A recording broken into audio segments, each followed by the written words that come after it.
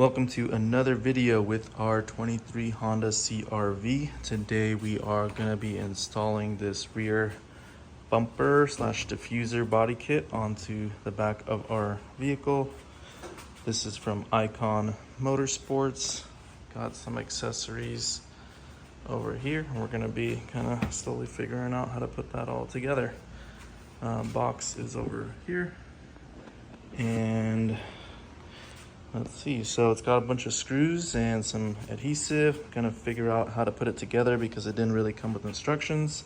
Gonna watch some videos of some similar builds and I'll kind of give you guys a step-by-step. But first things first, we put in the little light in the back, and then I'm gonna be attaching the side panels to the diffuser itself, and then getting it situated using some painter's tape to kind of line things up. And then we'll give you a little progress videos as we go along. All right, so if we crawl under our CR-V, we'll notice we have kind of the factory diffuser here, and it's got a little plug there and one down there, and that's actually lines up perfectly with the little cutouts that we have right here.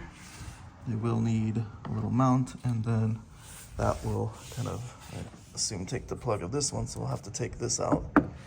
And then there's some holes here on the side, which it will also clip into. So as far as I'm aware of so far, we don't have to make any new holes. And then lastly, I tried this on, and the automatic tailgate still functions. So that is good to know. So let's see if we can figure out how to pop this off so that we can fit on this one. Very first thing, we put in the real tail light. I tinted it a bit already. I don't care to actually plug it in because this car has got enough lights as it is, so I just cut the cord. I didn't want to deal with all that extra steps of wiring it through the trunk. Too much work, don't need it. It'll just act like a reflector, which is totally fine. The car already has a few reflectors. And then we put on the shorter bracket. So we got, there's like a longer bracket that'll go on the sides, and then we have these shorter brackets, so we got those on with the nuts and washers. Little screw there.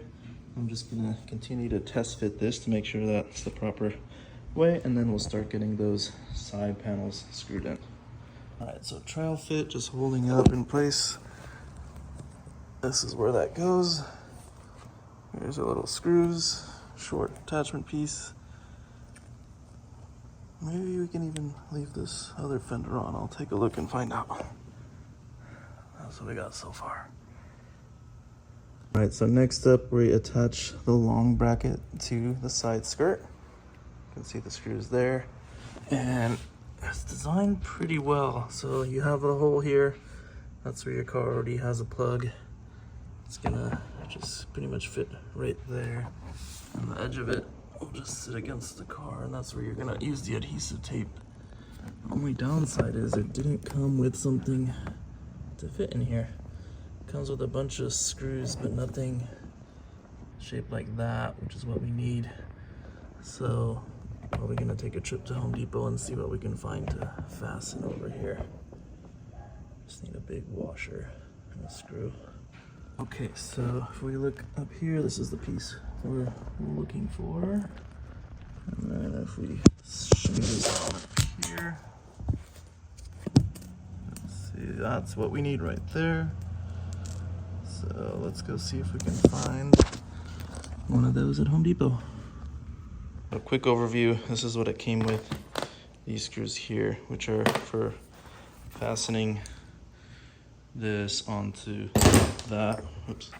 And then these little bolts and washers to help fixate these pieces right here together. But it did not come with that bigger bolt that we just saw, so unfortunately we'll have to go find that. And then these are the adhesion promoter swipes, so we'll use those right before we use the adhesive. And that again is going to be for the side pieces there. All right, so we just went to the good old Home Depot, got ourselves some wing nuts, washers, and some screws to help get that all together. They did have some anti-vibration lug nuts, but I didn't think I'd be able to get those on given the access under the bumper. But let's go try and see if this works. And picked up some seafoam to take care of the engine as well. So let's go put some of that in the gas tank. All right, we got the nice Accord with the spoiler and the rims, but back to the seafoam. So every couple of tanks, I'll just pour half of one of these in. This is the Pro size, so it's a little bit bigger than the normal one. Use our little funnel that comes in the back of the car. I'll leave a link in the description, but it just helps keep your engine clean. There we go. So it's usually best to do this when you're just filling up. I just filled up.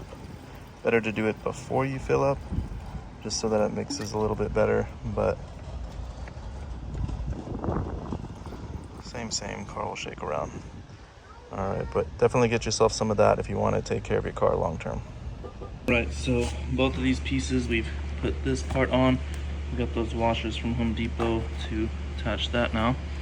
We're gonna put these in together, so they'll slide in right there.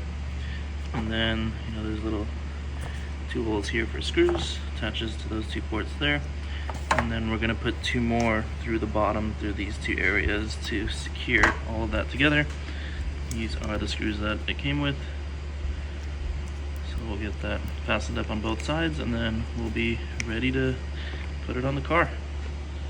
So for the lower piece here, there's no screw holes, but you can kind of see slight indents, and you can just push the screws through them. It will thread through and fasten it together. While assembling this, you just want to make sure not to tie these screws too tight over here. Otherwise, it'll start to kind of overlap and push one piece over the next. But you got to get it kind of screwed all the way together. And then we'll start putting in these bottom screws on this side next. All right, so we got those screws ready to go, and that's going to go into here to fasten it onto the bottom of the vehicle. And now we just got to get the slots open for this side. So again, if we come down here, we'll see that this hole's already open. So that's where that first one is going to go on this side.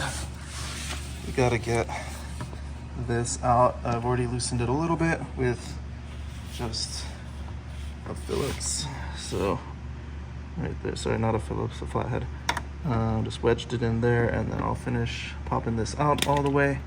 I'm gonna figure out if we have to remove the factory diffuser, if I can just press everything on top. So let's see which one fits. All right, so kind of give up on removing the car's original diffuser. It's just too complicated, too many things going on there. But it kind of fits over it perfectly. Just not sure if those little bolts right there will go in all the way, but we'll try, and if not, we'll just replace them with some of those that I got from Home Depot. And now we're just gonna go ahead and do some sandpaper around the lip of the bumper, right where the tape is gonna go.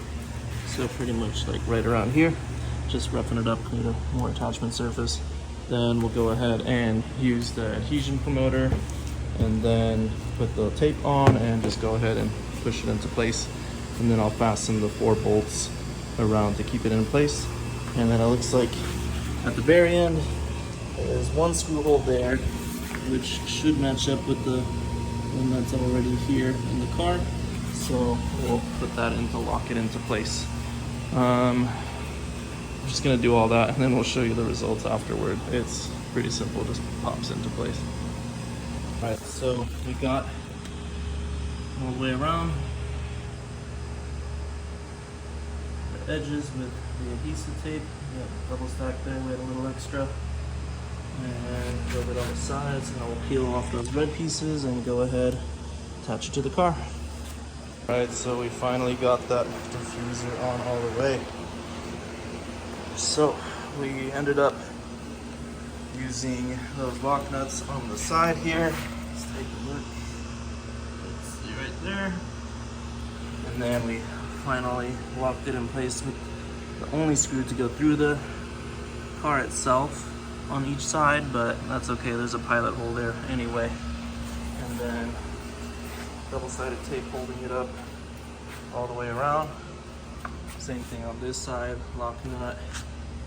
And where's that guy right over there. And so far, I'm not able to get in the last plug underneath.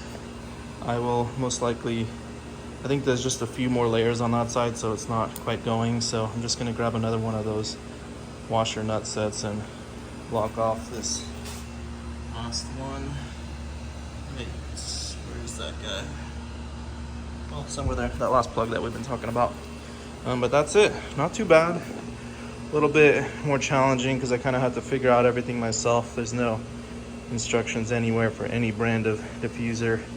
Guess not a lot of people doing that modification on their CRVs, but let me take it outside and get some pictures.